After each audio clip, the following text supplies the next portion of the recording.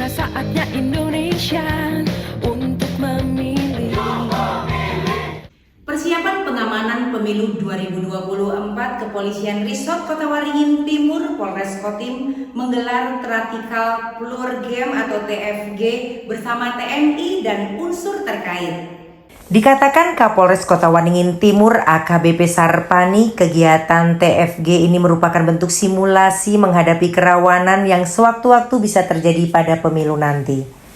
Dengan kegiatan ini, personel yang terlibat melakukan pengamanan mengetahui apa saja langkah-langkah yang diambil saat di lapangan nanti.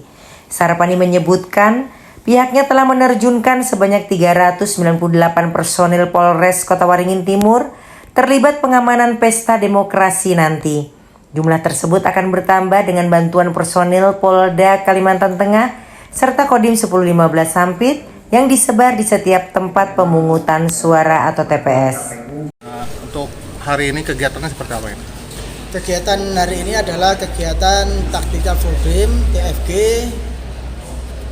kegiatan pengamanan di TPS pemungutan suara sampai dengan penghitungan suara yang diinisiasi oleh Polres Kotim, dihadiri oleh seluruh stakeholder terkait, penyelenggara pemilu, KPU, Bawaslu, dari Kodim, dari Pemda, dari Kejaksaan dan juga dari pengadilan.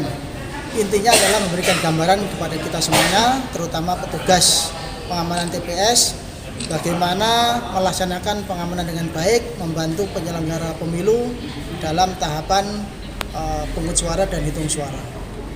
Terkait tadi ada disampaikan oleh Ketua KPU kerawanan di daftar pemilih khusus tadi misalnya di perusahaan, kekuatan personil yang akan dikerahkan mungkin mengatasi hal yang mungkin terjadi bagaimana? Jadi kerawanan di tempat kita bisa kita identifikasi, ada kerawanan yang seperti yang disampaikan Ketua KPU yaitu daftar pemilih khusus. Kita sudah berkoordinasi dengan penyelenggara pemilu maupun perusahaan terkait untuk memitigasi kerawanan itu, tetapi pola pengamanan kita juga menyesuaikan dengan kerawanan yang ada. Tentu petugas pengamanan di sana berbeda dengan petugas pengamanan di TPS yang tanpa kerawanan. Dan ada penambahan. Dan untuk di TPS umum itu berapa banyak personil yang disiagakan? Jadi kita mengenal adanya TPS yang kurang rawan dan cukup rawan yang di sini. Dengan pola pengamanan ada yang satu TPS 3 personil, ada yang 4 TPS 1 personil, dan juga ada yang 1 TPS 1 personil, ulangi 1 TPS 2 personil, 2 TPS 1 personil sesuai dengan kerawanan yang ada. Dan ada Pak Kapolres titik yang TPS yang rawan. Untuk detailnya nanti ada di tempat kita yang kita koordinasikan dengan KPU. Dinamika ini akan terus berjalan karena ada kerawanan faktor geografis juga, faktor alam yang tentu akan selalu berkembang. Pak Kapolres, tadi kan menggunakan miniatur dan juga peta mini ya, itu kenapa harus menggunakan seperti itu? Nah, itu adalah perlengkapan ataupun peralatan yang memang digunakan untuk tactical floor game ya, memang seperti itu.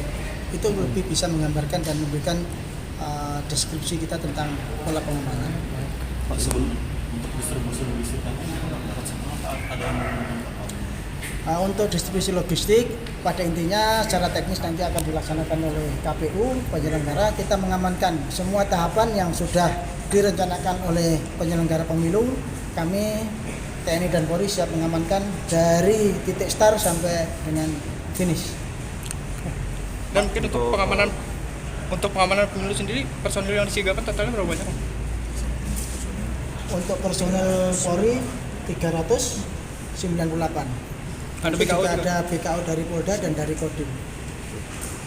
Pak, sebelumnya Polda Kalteng mengatakan Kodim ini salah satu kabupaten yang cukup tinggi memiliki potensi konflik dan kecurangan. Apakah dengan 300 itu dan kemudian tadi ada disampaikan juga disiagakan polsek apakah akan cukup atau mungkin ada tambahan lagi? Jadi begini, kalau cukup tinggi kerawanan ya, karena kalau dilihat DPT-nya memang paling tinggi.